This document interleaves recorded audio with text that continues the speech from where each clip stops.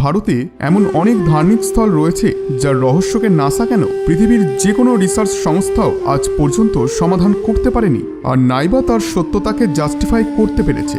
এরকম এক রহস্যকে জানার জন্য 2015 সালে নাসা তাদের সবথেকে উন্নত স্যাটেলাইট ও গুগল আর্থের সাহায্যে ভারতে স্থিত পবিত্র কৈলাস পর্বত নিয়ে রিসার্চ করা আরম্ভ করে।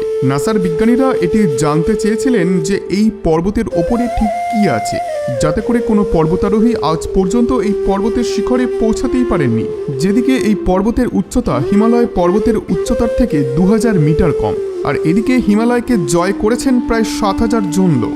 আবার তারা ঠিকভাবে ফিরেও এসেছেন। না তো আজ পর্যন্ত কোনো হেলিকপ্টার নিয়ে যাওয়া সম্ভব হয়েছে কৈলাস পর্বতে, আর নাইবা কোনো ড্রোন পাঠানো হয়েছে সেখানে। ঠিক কী রয়েছে এর পেছনে, যেটি আমরা আজও জানতে পারিনি? আমরা কি এমন জানতে পারিনি তা জানার জন্য ভিডিওটিকে অবশ্যই শেষ পর্যন্ত দেখুন। এবং আপনাদের কাছে ছোট্ট একটি অনুরোধ, কমেন্টে অবশ্যই লিখুন হর হর মহাদেব। নমস্কার প্রিয় শ্রদ্ধালু, ভগবান শিবের দর্শন করতে আসেন। কিছু মান্যতা তো এমনও আছে, ভগবান শিব আজও তার পরিবারের সঙ্গে এইখানেই নিবাস করেন। বলা হয় কৈলাস পর্বতে কিছু দূর ওঠার পরেই মানুষ দিশাহীন হয়ে যায়, আর দিশাহীনভাবে যাত্রা করা মানে তো মৃত্যুকে নিজে থেকে আমন্ত্রণ জানানো। কিছু মান্যতা এমনও রয়েছে যেখানে কৈলাস পর্বতকে স্বর্গের সিঁড়িও বলা হয়েছে। এদিকে রাশিয়ার বিজ্ঞানী আর্নেস্ট মোলদাশিপের কথায় কৈলাস পর্বত কোনো প্রাকৃতিক স্ট্রাকচার নয়, বরং এটি একটি পিরামিড, আর এই পিরামিডকে ঘিরে রয়েছে অলৌকিক শক্তি। তার এই কথাটি শুনলে অবিশ্বাস্য লাগলেও এর পেছনে মজবুত কিছু প্রমাণও রয়েছে।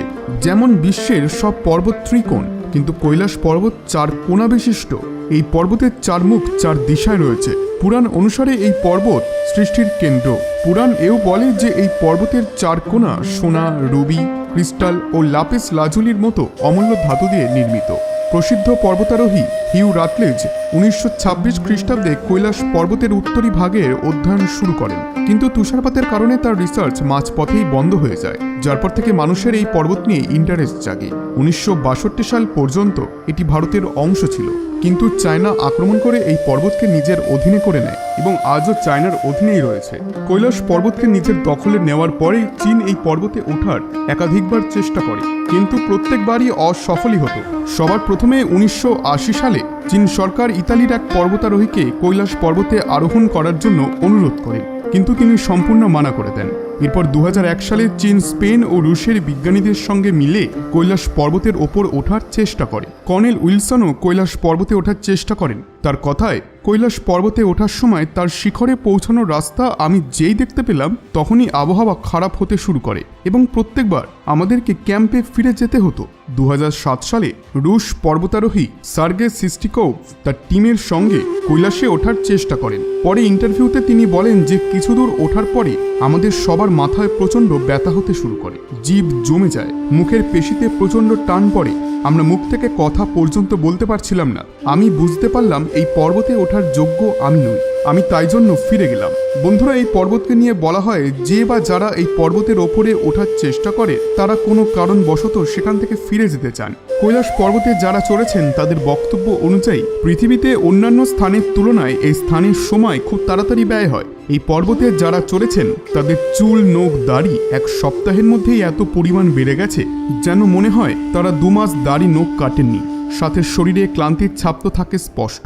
কৈলাস পর্বতে ওঠা বিজ্ঞানীরা বলেছেন যে কৈলাস পর্বতে ওঠা কোনো প্রকারভাবেই সম্ভব নয়, কারণ এই পর্বত এক অদৃশ্য শক্তি দ্বারা সুরক্ষিত এবং পর্বতারোহীদের সেই শক্তি শিখরে পৌঁছাতে বাধা দেয়। সাথে বিজ্ঞানীদের কথা অনুযায়ী কৈলাস এক পিরামিডের মতো, যেটি হুবহু দিশা নির্দেশক যন্ত্রের মতো কাজ করে। কিছু মানুষ তো এমনও মনে করেন যে এটি কোনো প্রাচীন মানব বা কোনো দিব্য শক্তির দ্বারা বানানো হয়েছে।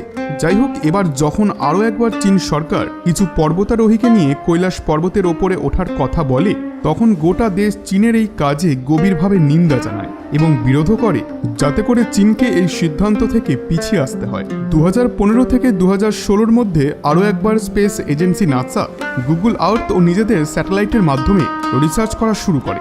নাসায় বিজ্ঞানীদের মধ্যে আরও একবার প্রশ্ন জাগে যে কোন শক্তি রয়েছে যার কারণে কেউ কৈলাস পর্বতের শিখরে পৌঁছাতেই পারেনি। এরপর স্যাটেলাইট ও গুগল আর্থের মাধ্যমে যে ফটো নাসার কাছে পৌঁছায় সেগুলি তাদেরকে চমকে দেয়। তাদের স্যাটেলাইট যে ফটোগুলিকে ক্যাপচার করেছিল তারা যখন সেগুলিকে দেখে তখন দেখতে পায় যে কৈলাস পর্বতের শিখরে ভগবান শিব ধ্যান মুদ্রায় বসে আছেন এবং ভগবান শিবের আকৃতি পরিষ্কারভাবে দেখা যাচ্ছে। এটি শুনে হয়তো আপনার একটু অবাকই লাগবে, কিন্তু এটি সত্য। ভগবান শিবের এই আকৃতিকে গুগল ও নাসাও মেনে নিয়েছে। আপনারা গুগল আর্থে সার্চ করে দেখতেও পারেন। নাসার স্যাটেলাইটে ক্যাপচার হওয়া এই ফটোতে কৈলাস পর্বতের ওপর যাওয়ার রাস্তাকেও দেখা গিয়েছে, যাকে মানুষ স্বর্গের সিঁড়ি বলেও দাবি করেছেন। যদিও এখানে সত্যি সত্যি সিঁড়ি হওয়ার প্রমাণ এখনো মেলেনি, তবে এই পথকে পর্বতারোহীরা খুঁজে ফেলেছেন কিন্তু যেতে পারেননি। কৈলাস পর্বত স্বর্গের সিঁড়ি হিমালয়ের এখনো পর্যন্ত সবচেয়ে জটিল পর্বত শৃঙ্গ। আজ বর্তমানে মানুষের মন কলুষিত। না তো তারা তপস্যা বা ধার্মিক অধ্যয়নে বিশ্বাস করে, নাইবা আধ্যাত্মিক জীবনশৈলীতে বিশ্বাসী। এই কারণেই কলিযুগে ভগবানের দর্শন লাভ করা এক কঠিন কর্ম আমাদের কাছে। বন্ধুরা, আশা করছি আজকের এই ভিডিওটি আপনাদের ভালো লেগেছে।